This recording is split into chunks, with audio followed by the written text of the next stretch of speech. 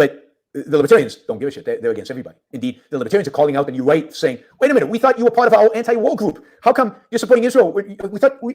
Libertarians are against everybody. So they're against entrepreneurs engaging in voluntary exchanges with employees. They're against people achieving their dreams by opening up a business or getting a job without needing an occupational license. To say libertarians are against everybody, I have never heard a single libertarian ever say that. It could be that Brook has insights that I just don't, and he's going to provide us with some sources here. We thought you got it on Ukraine. Anyway, the Dave Smith, who is the the chairman of the Libertarian Party now, the presidential candidate for the Libertarian Party, came out with a post basically making moral equivalency between Hamas and Israel. He was then defended by hundreds of libertarians. What he actually said was, it's wrong to initiate violence regardless of what group you belong to. I called him and everybody else, all these libertarians, out on it. I called them names as was appropriate. So the names that he's referring to is collectivist or moral subjectivist. The reality is Yaron Brook is the collectivist here, along with everyone else at the Ayn Rand Institute, who has no problem justifying the mass murder of civilians in Hiroshima, Nagasaki, Dresden, Baghdad, or Gaza, or the West Bank. They judge people not by their individual actions, not by the content of their character, but on arbitrary characteristics. That makes them the very collectivists they pretend to be against. And they're obviously moral subjectivists. They have their status. They advocate the existence of a government. That means they have two different moral double standards. One for a group of people called government, and a different standard for everyone else. Government has the right to do things that no other organization has. They have a monopoly right. They can demand money in exchange for their service. No one else has this right. That makes everyone at the Ayn Rand Institute who advocates government more of a moral subjectivist than Dave Smith. Ugliness that came out as a consequence. Some anti-Semitism, but mainly just, and this is the anarcho-capitalist. This is this part of it. I think that, I hate to say this, but like the buying capitalism, I think better. But these are the people who hate the state above all. No, actually, we hate initiating aggression against, above all, rather. The state is one of the many groups that engages in initiating violence. You're just taking one narrow example of what we're actually against. Murray Rothbard makes it very clear at the beginning of For a New Liberty. He says, the libertarian creed rests upon one central axiom, that no man or group of men may aggress against the person or property of anyone else. This may be called the non-aggression axiom. Aggression is defined as the initiation of the use or threat of physical violence against the person or property of anyone else. Aggression is therefore synonymous with invasion. So actually, we have a principled justification for opposing the terrorist attacks of Hamas and the terrorist attacks of the Israeli Defense Force against civilians. We don't have a double standard, but moral subjectivists at the Ayn Rand Institute, these collectivists, do have that double standard. And Hamas is a non-state actor. Israel is a state. Israel must be worse. A complete moral equivalency between the two.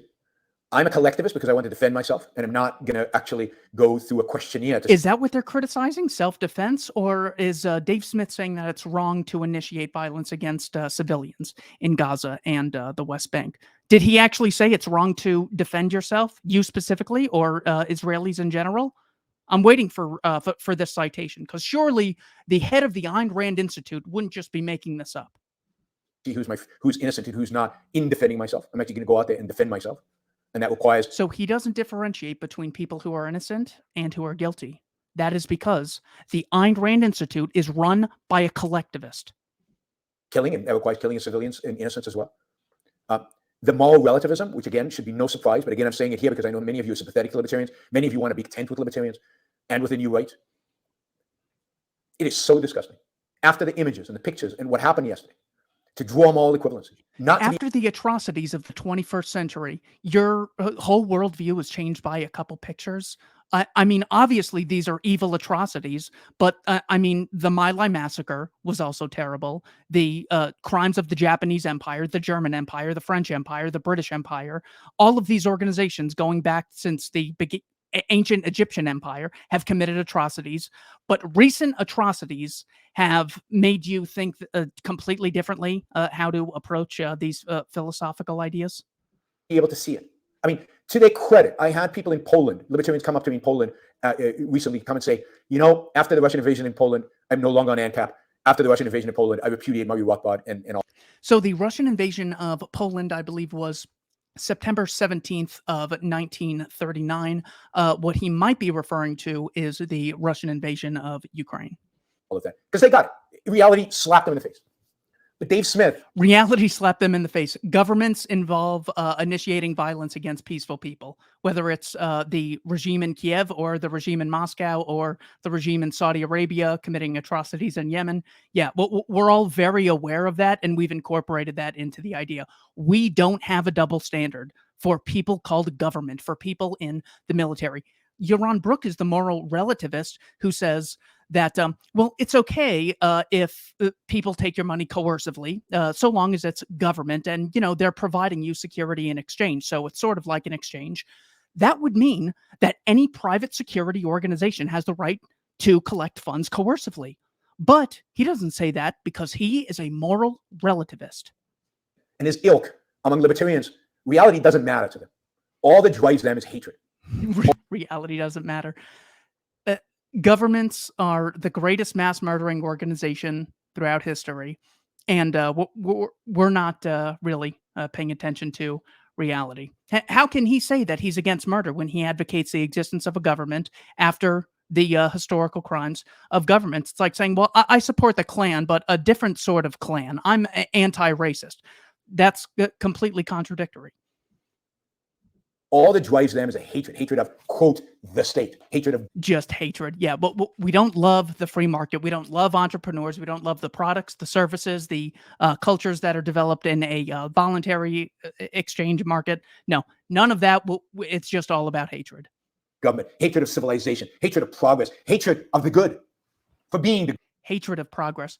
Anytime two people engage in a mutually beneficial voluntary exchange, it's them using their own means to progress their lives. People engage in actions to pursue their own interests in order to progress throughout the world.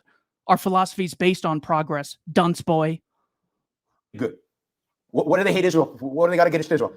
Well, what do we have against Israel? Well, I would like to share this status stuff with you. The United Nations Office for the Coordination of Humanitarian Affairs has been tracking deaths in the conflict since 2008 with regard to the Israel-Palestine conflict, and its data shows that 5,600 Palestinians died up to 2020, while 115,000 were injured. 250 Israelis died during the same period, while 5,600 were injured. You can look at the graph on your screen. It measures the number of deaths on the Palestinian side and the number of injuries as well.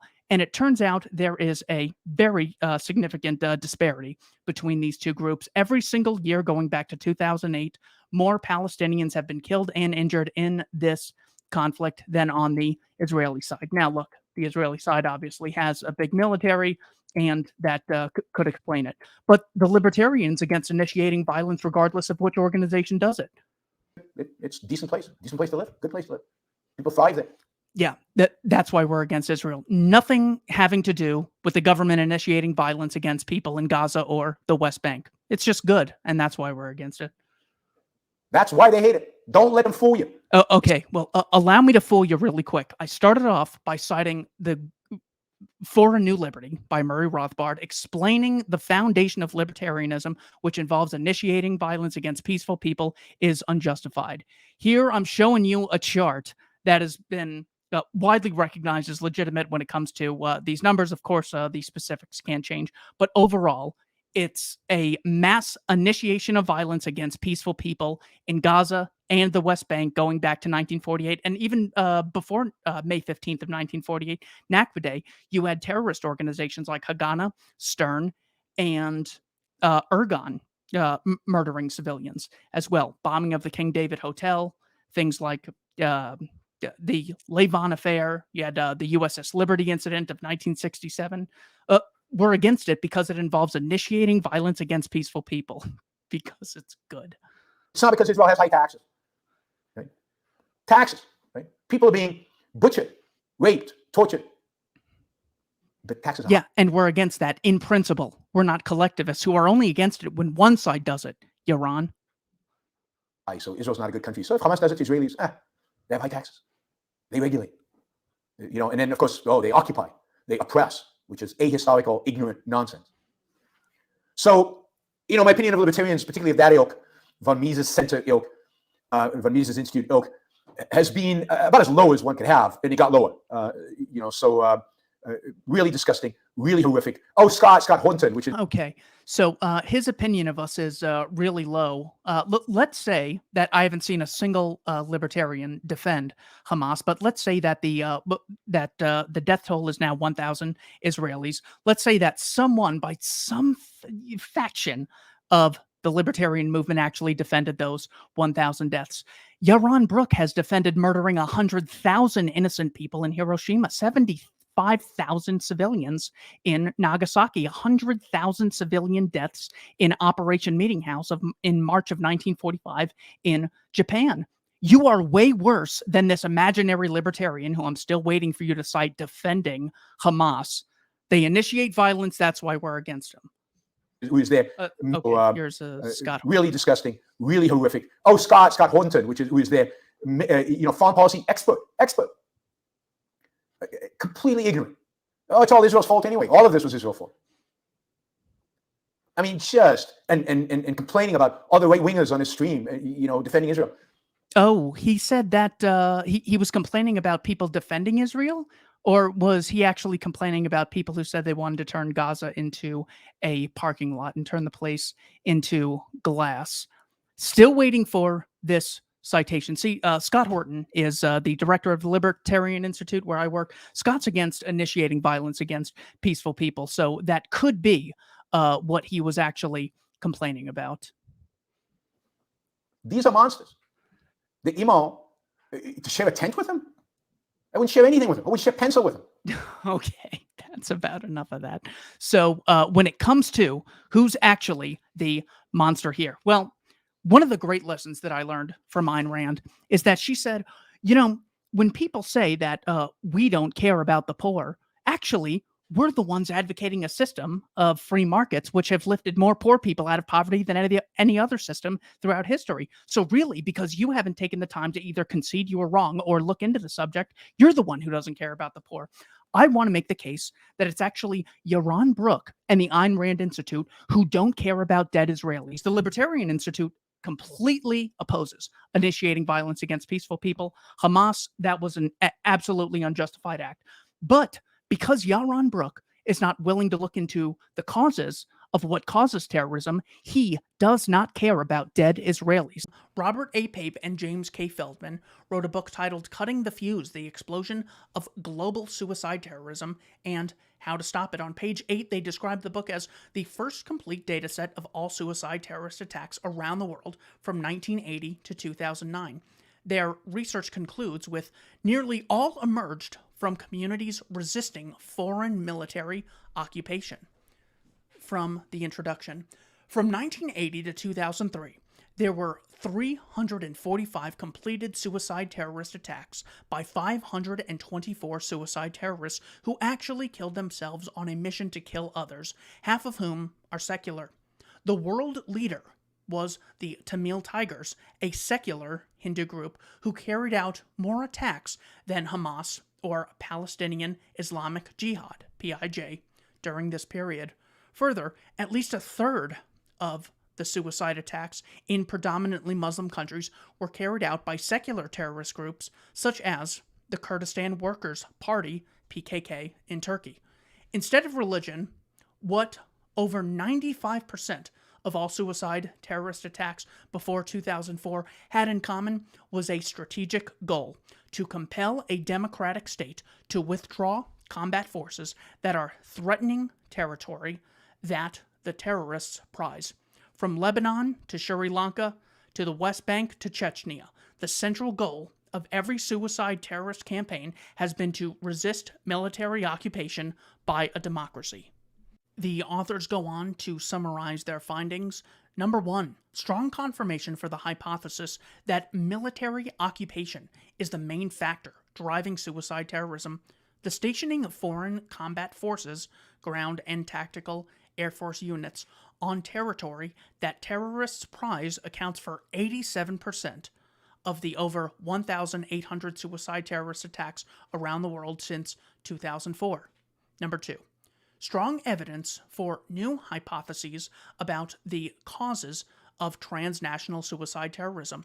Dying to Win, Robert Pape's previous book, explained that nationalism, the desire to perpetuate the local political, religious, and social institutions of a community independent of foreign interference, is the taproot explanation for why individuals from a community facing foreign military occupation would undertake costly measures to defend it, including in extremist suicide terrorism. It was the Hindu, avowedly anti-religious liberation tigers of Tamil Eelam, LTTE, in Sri Lanka, whose 157 suicide terrorists totaled more than Hamas and all other Palestinian suicide groups combined. Of the Palestinian suicide terrorists, more than a third were from secular groups, such as Al-Aqsa Martyrs Brigade and Popular Front for the Liberation of Palestine, PFLP. Of the suicide terrorists associated with Hezbollah in Lebanon during the 1980s, only 21% were Islamic fundamentalists, while 71% were communists and socialists. 8% were Christians. In Turkey, 100% of the PKK's suicide attackers were secular. Overall, Islamic fundamentalism cannot account for over half of the known affiliations of the 524 suicide terrorists from 1980 to 2003. 184 were from Islamic fundamentalist groups, 35% comprising 73 Al-Qaeda, 5 Lebanese, 5 Kashmiri rebels, 69 Hamas, 34 Palestinian Islamic Jihad, and 236 from secular groups. 45% comprising 157 Tamil Tigers, 42 Al-Aqsa, 22 Lebanese, 15 PKK, while 21% had unknown ideological affiliations. The authors then quote 3 of the alleged Saudi hijackers. First, Abu al-Jarrah al-Ghamidi. What is happening in Muslim countries today? Blatant occupation, about which there is no doubt. There is no duty more obligatory after faith than to repel him. Second, Abu Musab Walid al-Shari. The occupation and deterioration in the land of the 2 sanctuaries is a plot by the Jew and the Nazarenes, foremost among them, America. May Allah destroy it, which has been among the chief causes of every misfortune suffered by Islam and the Muslims. Thus, repelling the Americans occupying the land of the 2 sanctuaries is the most obligatory of obligations. Finally, Hamza al-Ghamdi, and I say to America, if it wants its armies and people to be safe, then it must withdraw all of its forces from Muslim lands and depart from all our countries. If not, let it await the men, prepare the coffins, and dig graves for its citizens. The authors finished the introduction saying further, notice that there are no suicide attackers from Iran, one of the largest Islamic fundamentalist populations in the world, with a population greater than Iraq, Saudi Arabia, Kuwait, Jordan, and Syria combined.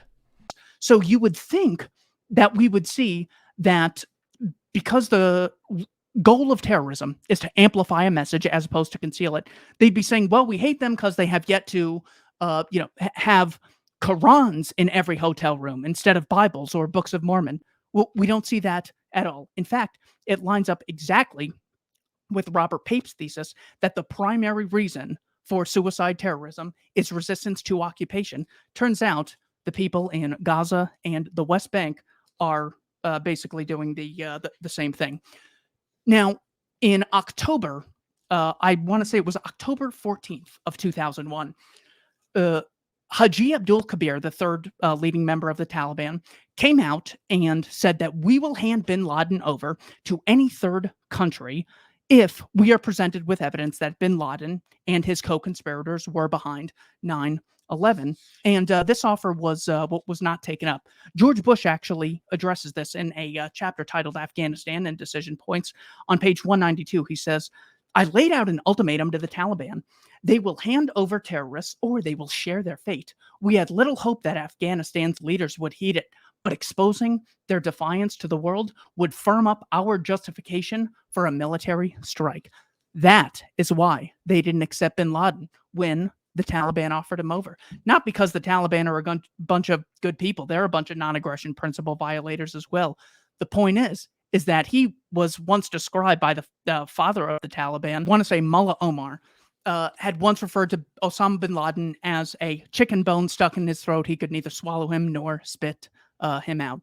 Not because they were good people, because they saw Al-Qaeda as a rival gang, and all states want to monopolize a territory. So they hate rival gangs. Now, surely, if Yaron Brook was really against terrorism, he would look into this and say, you know what, maybe states are the cause of terrorism, and I should advocate some sort of system that allows people to opt out of funding organizations which don't actually keep you safe. So for all the capitalism that they promote, it's actually something that states could embrace, which is the market mechanism, where if they're not keeping you safe, you have the right to freely disassociate with them. You can stop funding them. You don't have to have what Israel has, which is military conscription, fancy word for slavery. So let's go on. Al-Qaeda, in its own words, was published by Harvard University Press. And they quote Osama bin Laden directly from a pamphlet titled Tactical Recommendations, where bin Laden says, then the fighters realized that the gang in the White House could not see things clearly, and that their leader, that idiot they obey, was claiming that we envied their lifestyle, when the truth, which this pharaoh would like to hide, is that we are attacking them because of their injustice toward the Muslim world, and especially Palestine and Iraq, as well as the occupation of the land of the two sanctuaries. When the fighters saw this, they decided to come out of the shadows and take the fight into their territory, into their homes. Sounds a lot like Yaron Brook. They hate us for our freedom. George Bush came out. This would have been September 20th of 2001. Speaking to Congress, he said, Americans are asking why they hate us. They hate our freedom to vote. Their leaders are self-appointed. They hate our freedom of religion and our freedom to disagree with each other. Here is another example. Here is the reality. This is a book titled The Al-Qaeda Reader Introduction by Victor Davis Hanson. This is a section titled that Osama bin Laden titled, Why We Are Fighting You, Osama bin Laden's Letter to Americans. While seeking Allah's help, we form our reply based on two questions directed at the Americans. Why are we fighting and opposing you? 2, what are we calling you to do? And what do we want from you? As for the first question, why are we fighting and opposing you? The answer is very simple. Because you attack us and continue to attack us. You attacked us in Palestine, which has sunk under military occupation for more than 80 years. The British handed over Palestine with your help and your support to the Jews who have occupied it for more than 50 years, overflowing with oppression, tyranny, crimes, murders, expulsion, destruction, and devastation. The creation and continuation of Israel is one of the greatest crimes, and you are the leader of its criminals. And, of course, there is no need to explain and prove the degree of American support for Israel. The creation of Israel is a crime that must be erased. Each and every person whose hands have become polluted in the contribution toward this crime must pay its price and pay for it heavily. Continues, bin Laden says, the blood pouring out of Palestine must be equally avenged. You must know that the Palestinians do not cry alone. Their women are not widowed alone. Their sons not orphaned alone. So explaining the reasoning behind this psychopathic terrorist does not mean I'm justifying it. I'm saying Yaron Brook thinks it's unprovoked, out of nowhere, and hatred for success, just like how he thinks libertarians hate Israel because of high taxes. It actually is a response to what the government does, not the people. See, it's difficult for collectivists and moral subjectivists like Yaron Brook to differentiate between criticizing the government of a country and criticizing all human beings who are currently in the geographical area that country claims to rule over. But that is a distinction that's made at libertarianinstitute.org. Check it out. Another citation on the actual motivation of radical Islam could be found in this book titled Jihad Bin Laden in His Own Words, Declarations, Interviews, and Speeches. This is a section from 1996, which Bin Laden titled Declaration of Jihad Against the Americans Occupying the Land of the Two Sacred Mosques. Subtle. If there is more than one duty to be carried out, then the most important one should receive priority. Clearly, after belief, there is no more important duty than pushing the American enemy out of the sacred land. No other priority except belief can be considered before it. So, again, it is the result of occupation, both in Saudi Arabia, when bases in Saudi Arabia were used to bomb Iraq throughout the 90s and impose sanctions, which starved tons of innocent people. Hard for collectivists like Yaron Brook to appreciate such a thing. And also, after confusing Poland for Ukraine, showing his geographical understanding and historical lies. Well, even so, Yaron Brook will not say that invading Iraq and murdering Iraqi civilians is evil, even though it was obviously based on lies. George Bush came out and spoke to Congress and said, we have evidence that Saddam Hussein has purchased yellow cake uranium from Niger. Valerie Plame's husband, Joe Wilson, refuted this in the New York Times. Bush was never held accountable. Dick Cheney went on TV and said that it's been pretty well confirmed that Muhammad Atta met with senior officials of Iraqi intelligence in Prague. That, of course, was a lie. Donald Rumsfeld got on TV and said, well, no, we know where the weapons of mass destruction are. They're east, west, and north, south, some of Baghdad and Tikrit.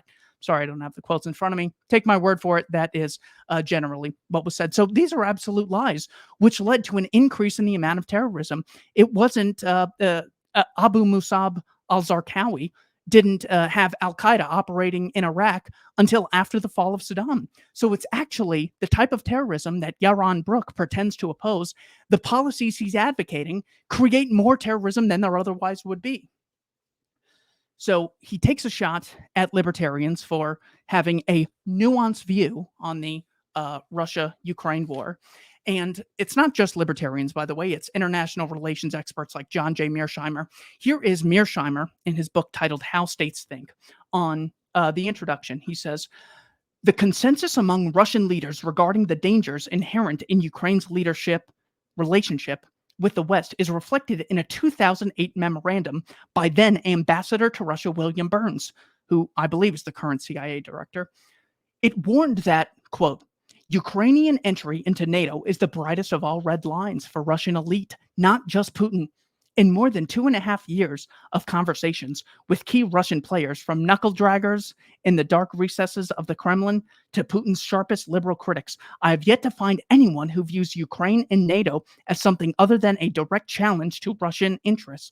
I can conceive of no grand package that would allow the Russians to swallow this pill quietly.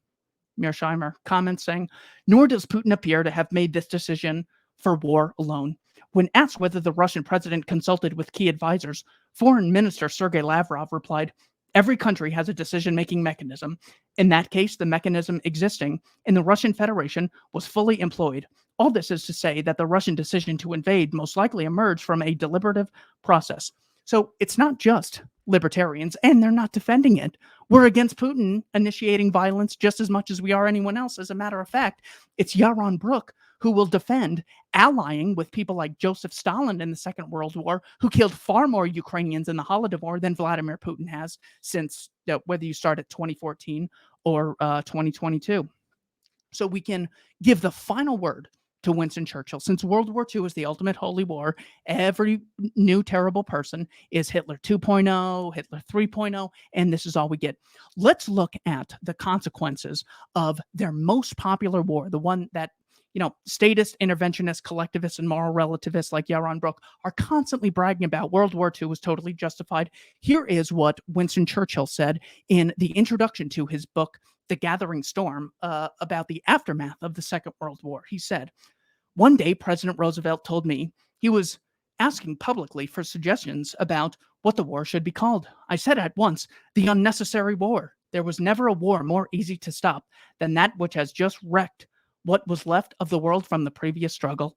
The human tragedy reaches its climax in the fact that after all the exertions and sacrifices of hundreds of millions of people and the victories of the righteous cause, we have still not found peace or security, and that we lie in the grip of even worse perils than those we have surmounted. That was Winston Churchill in March of 1948. So it turns out allying with Joseph Stalin and giving half of Europe to the Bolshevik regime after 10 million deaths, low estimate, that it turns out there were also downsides to this thing called war, which Yaron Brook has no problem provoking because he's a collectivist and moral subjectivist. I think that is basically all we have in this issue to show you the extent of how evil these regimes can get. When it comes to the Council on Foreign Relations published this document where they cited U.S. bombs dropped in 2016 alone. Here are the numbers that I will pull up on the screen. 2016 alone. Syria, 12,192 bombs. Iraq, 12,095 bombs. Afghanistan, 1,337 bombs. Libya, 496 bombs. The U.S. military dropped. Yemen, 35. Somalia, 14. Pakistan, 3. Totaling 26,172. Mr. Brook, we are not against Israel or any other collective of people. We're against initiating violence, regardless of someone's gender, regardless of someone's geographical area, regardless of their race. That is what we're actually against. So I challenge Mr. Brook to come on to the Libertarian Institute and debate Scott Horton. I will host Scott Horton or Dave Smith on this show anytime to have a discussion with Mr. Brook. Thanks to everyone for watching. Check out libertarianinstitute.org and the Voluntarist Handbook.